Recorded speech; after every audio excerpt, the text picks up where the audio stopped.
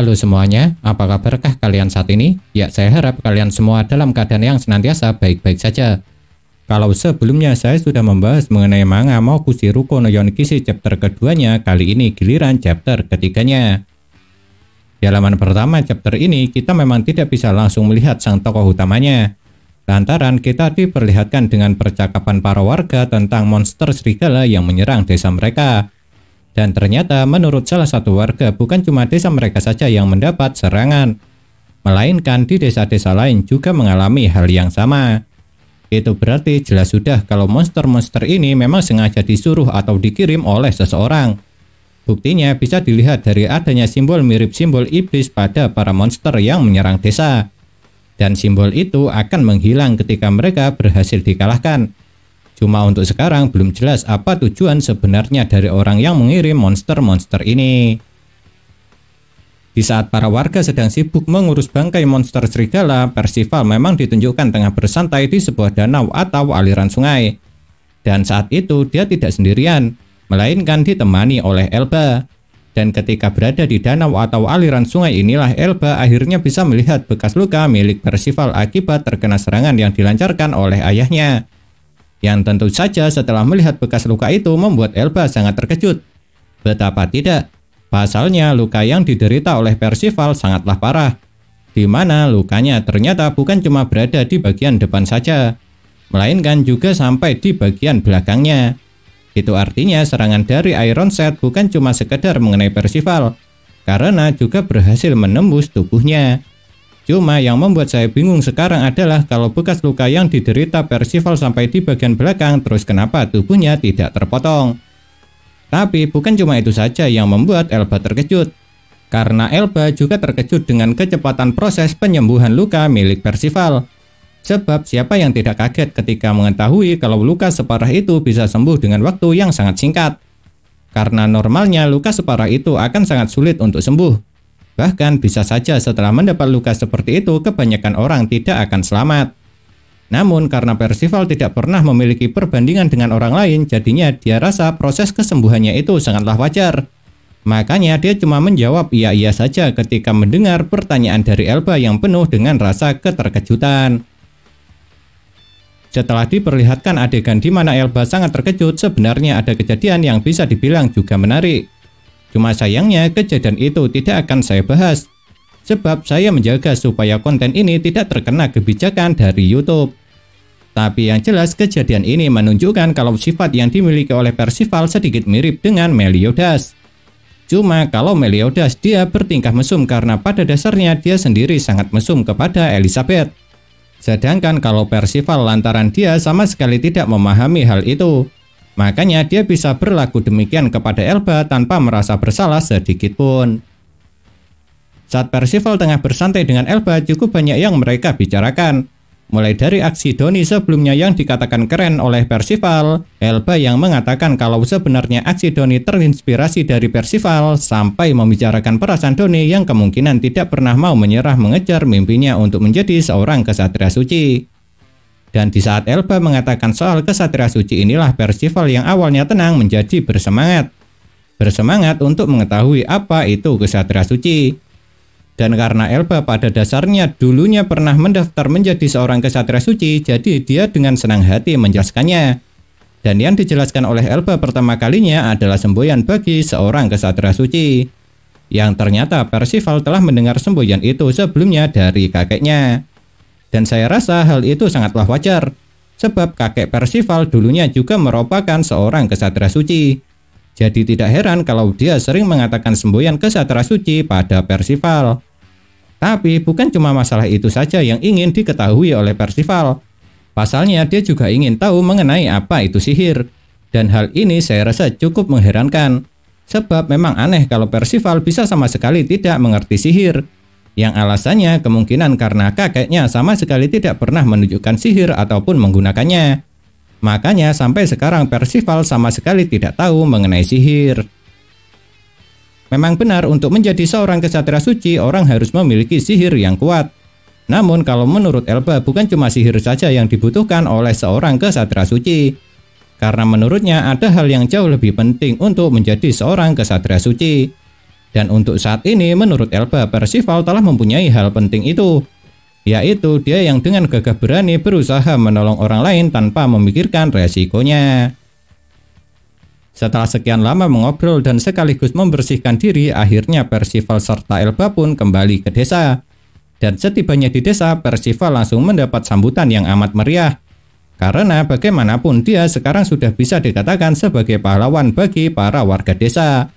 Oleh sebab itu, untuk menyambut pahlawan yang telah menyelamatkan desa dan sekaligus merayakan kalahnya monster serigala, para warga desa mengadakan pesta yang sangat meriah dengan makan-makan serta minum-minum. Namun lucunya, karena masih dianggap sebagai anak kecil, Percival malah diberi minuman jus beri dengan sirup. Padahal di dunia tersebut jika sudah berusia 16 tahun maka mereka sudah boleh minum minuman beralkohol karena dianggap telah dewasa. Dan ketika Percival mengatakan kalau usianya sekarang telah 16 tahun yang rupanya sebaya dengan Donnie, tentunya hal itu membuat semua orang yang mendengarnya terkejut. Lantaran pastinya mereka tidak menyangka kalau Percival yang memiliki tubuh kecil ternyata sudah berusia 16 tahun. Dan yang paling terkejut mengetahui fakta itu adalah Elba. Soalnya sebelumnya ketika di sungai atau danau mereka berdua sempat mandi bersama. Karena saat itu Elba menganggap kalau Percival masihlah anak-anak. Namun ternyata usia mereka sama. Makanya di chapter ini Elba ditunjukkan sangat malu sekali dengan wajah yang langsung berubah sangat merah. Dalam pesta ini yang mereka lakukan bukan hanya makan-makan serta minum-minum saja, melainkan juga bernyanyi sekaligus menari. Yang hal itu mereka lakukan untuk mengekspresikan kebahagiaannya. Dan di tengah-tengah pesta itu anak laki-laki serta kakeknya yang sebelumnya Percival tolong tidak lupa juga mengucapkan terima kasih. Dan Percival pun menjawab ucapan terima kasih tersebut dengan menyuruh anak kecil itu untuk menjaga kakeknya.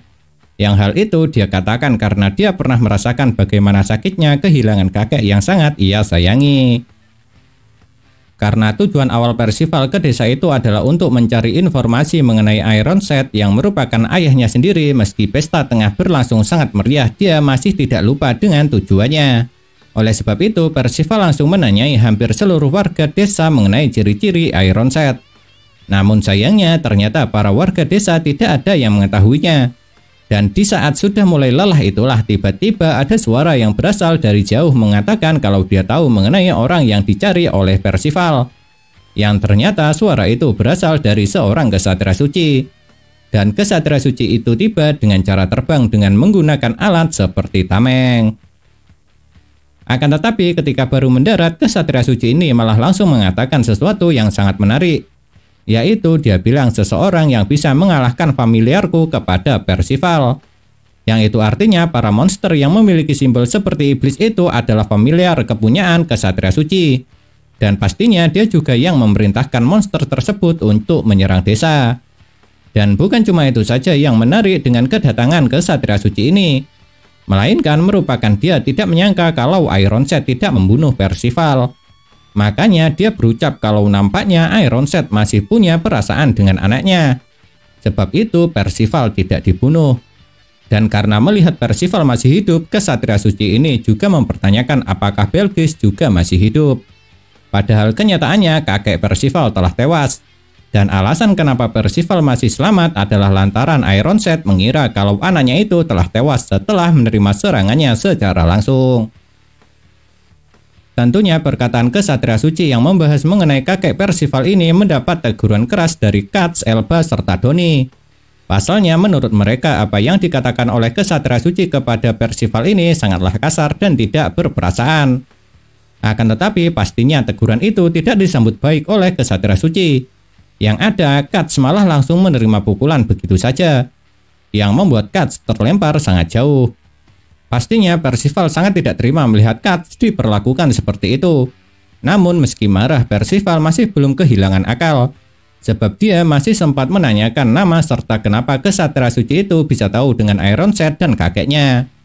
Dan ternyata kesatria suci ini merupakan rekan dari Ironset serta Belgis. Dan dia dikenal sebagai seorang kesatria hitam bernama Pelgard. Mengetahui kalau Pelgard adalah kenalan dari Ironset, tentunya kesempatan itu tidak disia-siakan oleh Percival. Makanya dia tanpa rasa takut sedikit pun langsung menanyakan mengenai Ironset kepada Pelgard dengan sedikit ancaman. Kalau Pelgard tidak memberitahu keberadaan Ironsight setelah hitungan kelima, maka Percival akan melancarkan serangan. Dan pastinya ancaman Percival itu sama sekali tidak dihiraukan oleh Pelgard, sebab dia tidak akan pernah takut untuk menghadapi seorang anak kecil. Oleh sebab itulah pertarungan pun tidak bisa dihindari lagi. Karena setelah hitungan kelima habis, Percival langsung melancarkan serangannya ke arah Pelgard. Memang benar saat serangan telah dilancarkan, Pelgard masih sempat mempertanyakan mengenai senjata Percival. Pasalnya dia tentunya tidak ingin dirinya yang bersenjata dihadapi oleh Percival dengan tangan kosong. Namun semua itu tidak penting lagi bagi Percival, sebab dia dengan tinjunya langsung menerjang dan berhasil mendaratkan pukulannya tepat mengenai dada Pelgard. Memang benar pukulan Percival itu tidak melukai Pelgard, tapi paling tidak kesatria hitam ini sudah dibuat terkejut dengan kekuatan Percival yang mampu mendorong dirinya ketika mengenakan zirah sampai sejauh itu. Setelah menerima pukulan dari Percival, Pelgard tidak lagi main-main dengan pertarungannya kali ini. Makanya dia tidak lagi ragu-ragu untuk menyerang Percival dengan senjatanya. Dan meskipun serangan yang dilancarkan oleh Pelgard bisa dibilang sangat kuat bagi orang biasa, hal itu masih belum cukup untuk membuat Percival tumbang. Buktinya selain dapat menghindar, Percival juga mampu menahan serangan Pelgard dengan senjatanya. Tapi sekuat dan selincah apapun Percival, dia tetap kalah dalam segi pengalaman bertarung dari Pelgard. Makanya setelah melancarkan serangan beruntun, dia malah tertangkap dengan cara kepalanya dicengkram. Ketika berhasil menangkap Percival, Pelgard memang mengatakan kalau lumayan wajar kalau bertarung tanpa menggunakan senjata. Tapi paling tidak menurutnya Percival harus menggunakan sihir. Dan karena Percival sangat polos, dia dengan mudahnya menjawab kalau dirinya tidak memiliki sihir. Yang hal itu tentunya membuat Pelgard sangat terkejut karena tidak menyangka anak Ironsight bisa tidak memiliki sihir. Makanya karena sudah merasa bosan karena harus melawan anak yang tidak memiliki sihir, Pelgard pun memutuskan untuk segera mengakhiri pertarungan dengan cara memberikan pukulan sangat keras yang pasti tidak mungkin dapat dihindari oleh Percival. Pertarungan antara Percival dengan Pelgard ini memang disaksikan secara langsung oleh para warga desa serta kelompok Cut Street. Tapi yang menarik ternyata bukan cuma mereka saja yang menonton pertarungan ini. Soalnya musang yang pertama kali ditemui Percival setelah mendarat dari jari Tuhan juga masih terus melihat apa yang dilakukan oleh Percival.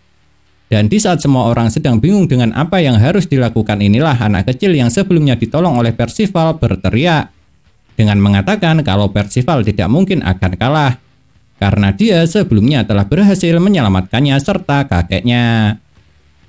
Apa yang dikatakan oleh anak itu memang sangatlah berarti, dan hal itu terbukti dengan apa yang dilakukan oleh Percival setelahnya. Sebab setelah semangatnya kembali, tiba-tiba dia bisa melepaskan diri dari cengkraman Pelgard. Yang hal itu tentunya membuat Pelgard sangat terkejut, lantaran pada awalnya dia tidak mengetahui apa yang sebenarnya terjadi. Dan ternyata alasan kenapa Percival dapat terlepas dari cengkeraman Pelgard lantaran dirinya berhasil membangkitkan kekuatan sihirnya. Dan kekuatan sihir Percival itu muncul di kedua tangannya. Untuk sekarang masih belum diketahui sebenarnya kekuatan sihir apa yang berhasil dibangkitkan oleh Percival. Karena kejadian di mana Percival membangkitkan kekuatan sihirnya terjadi tepat di halaman terakhir dari manga Mokushiruko no Yonkishi chapter ketiga ini. Tapi yang jelas dengan bangkitnya kekuatan sihir ini akan membuatnya menjadi semakin kuat. Yang hal itu dapat membantunya untuk menghadapi sang kesatria hitam Pelgard. Akan seperti apakah kelanjutan dari pertarungan kedua orang ini? Apakah dengan kekuatan sihirnya Percival akan dapat mengalahkan Pelgard? Atau mungkin pada akhirnya Percival tetap tidak bisa mengalahkan Pelgard? Bikin penasaran bukan? Kalau kalian penasaran silahkan tunggu saja kelanjutan ceritanya. Nah itulah yang dapat saya sampaikan mengenai manga Mokushiruko no Yonkishi chapter ketiga. Dan kalau menurut kalian kejadian manakah yang paling menarik?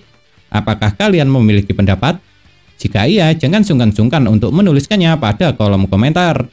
Karena komentar kalian itu sangat penting bagi saya serta teman-teman lain yang membacanya. Sebab dengan komentar itu bisa menjadi bahan untuk saling bertukar pendapat serta pikiran masing-masing.